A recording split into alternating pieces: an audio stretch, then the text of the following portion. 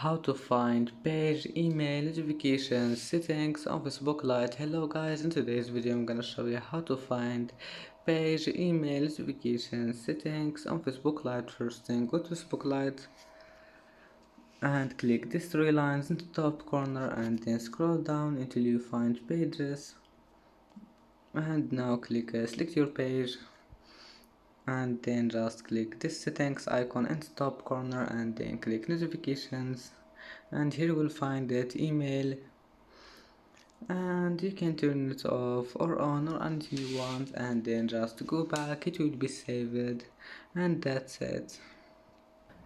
And that's it for today's video. If you like this video, please don't forget like and don't forget subscribe, and thank you for watching this video until the end, and see you in the next video.